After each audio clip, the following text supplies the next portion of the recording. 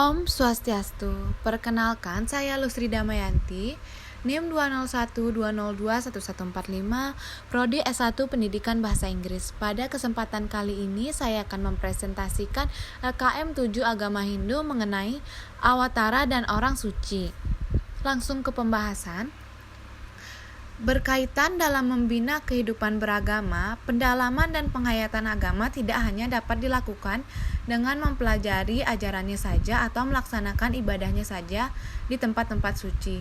Namun diperlukan orang-orang suci. Apa yang dimaksud dengan orang suci menurut agama Hindu? Orang suci ialah orang yang dipandang mampu atau paham tentang ajaran agama Hindu. Orang suci adalah orang atau manusia yang memiliki mata batin dan dapat memancarkan kewibawaan rohani serta mempunyai kepekaan untuk menerima getaran-getaran gaib. Dalam penampilannya dapat mewujudkan ketenangan dan penuh welas asih yang disertai kemurnian lahir dan batin di dalam mengamalkan ajaran agama, tidak terpengaruh oleh gelombang hidup suka dan duka. Orang suci tidak hanya mengajarkan secara teori saja, tetapi juga melalui teladan pribadinya. Ajaran mereka tiada lain adalah realisasi Weda itu sendiri dan merupakan kesempurnaan pengalaman rohani mereka di dalam jalan Weda. Selanjutnya, peraturan dalam agama Hindu menegaskan bahwa yang mempunyai kewenangan untuk memimpin suatu yatnya adalah orang suci atau orang bijaksana, yang dalam hidupnya telah melakukan penyucian lahir dan batin. Jelaskan cara penyucian tersebut. Cara penyucian tersebut khususnya di Bali ada dua, yang pertama Eka Jati dan yang kedua Dwi Jati. Eka Jati adalah tingkatan pertama dari kesucian seorang sebagai pemangku atau pinandita yang mempunyai tugas dan kewajiban dalam hubungan kemasyarakatan sebagai seorang walaka. Proses upacara Eka Jati yang dilaksanakan dengan cara mawinten.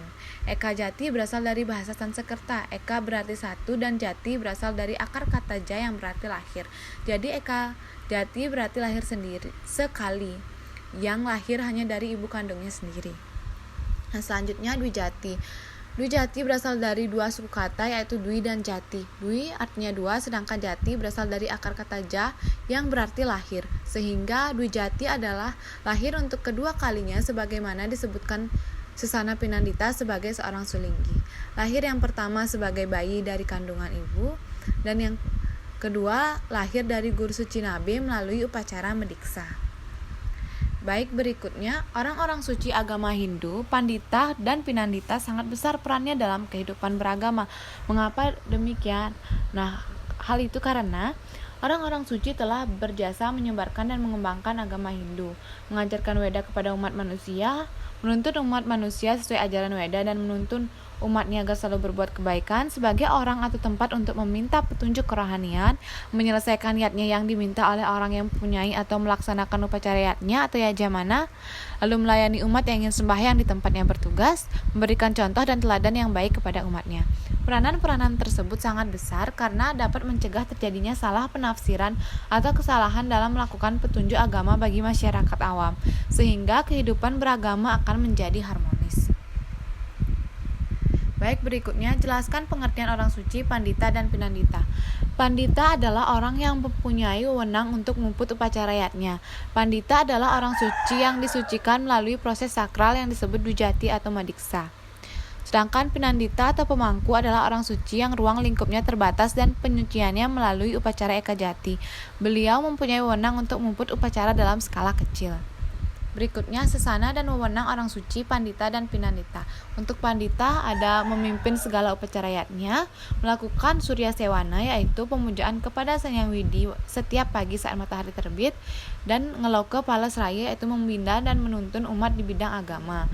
Selanjutnya Pinandita memiliki wewenang memimpin upacara tertentu sebatas upacara kecil seperti odalan alit, caru pancasate, upacara bayi baru lahir seperti otonan, dan upacara penguburan mayat.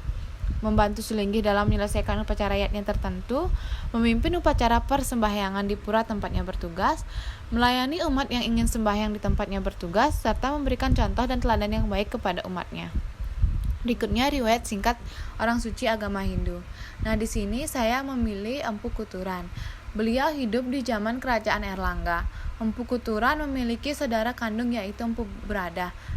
Kedua empu ini adalah penasehat raja atau Prabu Erlangga. Empu Kuturan Ketika kerajaan Erlangga mulai terjadi pertentangan di mana beliau tidak didengarkan oleh para ksatria, maka Empu Kuturan mengadakan Dharma Yatra mengembara demi untuk kebesaran. Pengembaraan beliau akhirnya sampai ke Bali dengan melalui pesisir utara Pulau Bali sampai ke ujung timur Pulau Bali yakni Padang Bai. Di sekitar Padang Bai diketahui sebuah pura bernama Silayukti. Empu Kuturan akhirnya menetap di Bali dan meneruskan melakukan yoga.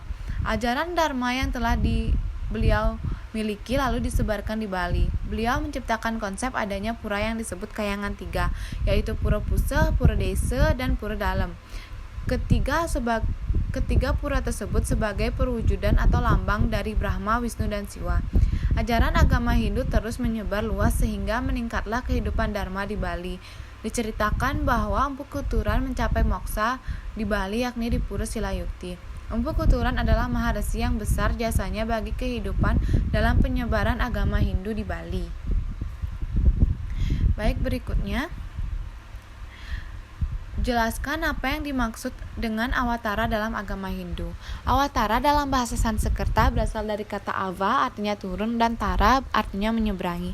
Jadi awatara berarti Tuhan yang Maha Esa ataupun manifestasinya turun ke dunia mengambil suatu bentuk dalam dunia material guna menyelamatkan dunia dari kehancuran dan kejahatan, menegakkan dharma dan menyelamatkan orang-orang yang melaksanakan dharma atau kebenaran. Sloka-sloka yang menjelaskan kemunculan awatara Hindu. Berikut ada 2 sloka yang saya tampilkan. Yang pertama, Bhagavad Gita bab 4 bait 7.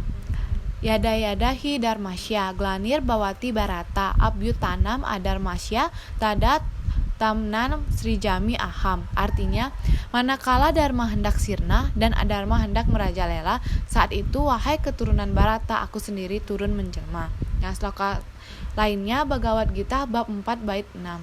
Ajo pisan avyayatma butanam iswaro pisan prakritem swam adistaya sambhavami atma mayaya. Artinya, walaupun aku tak terlahirkan, tak termusnahkan, dan aku adalah pencipta makhluk hidup segala, namun atas penguasaan sifatku aku menjelma. Baik, sebutkan dasa awatara atau 10 awatara Wisnu dalam agama Hindu. Baik, berikut adalah dasa awatara. Matsya awatara yang mengambil bentuk ikan, Kurma awatara yang mengambil bentuk kura-kura raksasa, Waraha awatara yang mengambil bentuk babi hutan, Narasima awatara adalah awatara yang mengambil bentuk manusia berkepala singa, Wamana awatara yang dalam bentuk Brahmana berbadan kecil, lalu Parasurama awatara adalah Rama bersenjata kapak, kemudian Rama awatara sebagai pangeran, dan Krishna awatara diwujudkan dalam bentuk pria berkulit biru tua dengan memakai bulu merak di kepalanya. Lalu ada Buddha awatara atau Siddhartha Gautama dan Kalki awatara sebagai pria yang menunggangi kuda putih dan membawa pedang. Nah, yang terakhir, jelaskan jenis-jenis awatara.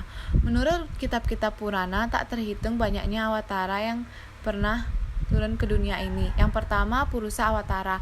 Awatara pertama Sang Wisnu yang mempengaruhi penciptaan alam semesta. Awatara tersebut yakni Vasudewa, Sankarsan, Pradyumna, Aniruddha. Lalu ada Guna awatara. Awatara-awatara yang mengatur 3 macam aspek dalam diri makhluk hidup. Awatara-awatara tersebut yakni Brahma, pengatur nafsu dan keinginan atau rajas, Wisnu, pengatur sifat-sifat kebaikan atau sattvam, dan Siwa, pengatur sifat kemalasan atau tamas.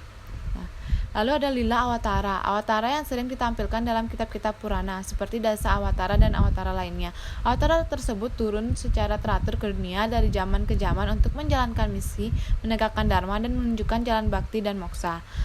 Yang selanjutnya Manwantara awatara. Awatara yang diyakini sebagai pencipta para leluhur dari umat manusia di muka bumi. Lalu ada Saktiawesa awatara. Ada 2 jenis ya. Pertama, makhluk yang merupakan penjelmaan Wisnu secara langsung, dan kedua, makhluk diberkati yang mendapatkan kekuatan dari Wisnu. Jenis tersebut memiliki jumlah yang besar dan merupakan awatara yang istimewa. Nah, sedangkan menurut Bhagavad Gita ada Karanudakasai Wisnu atau Maha Wisnu. Wisnu yang berbaring dalam lautan penyebab dan dia menghembuskan banyak alam semesta yang jumlahnya tak dapat dihitung. Lalu yang kedua Garbhodakasaya si Wisnu atau Wisnu masuk ke dalam setiap alam semesta dan menciptakan aneka rupa. Dan yang terakhir, Sirodakasai Wisnu atau roh utama. Wisnu masuk ke dalam setiap makhluk dan ke dalam setiap atom. Baik, sekian presentasi dari saya. Saya mohon maaf jika ada kekurangan di dalamnya. Semoga presentasi ini dapat memberi wawasan bagi kita semua. Saya akhiri dengan Paramasanti. Om Santi, Santi, Santi.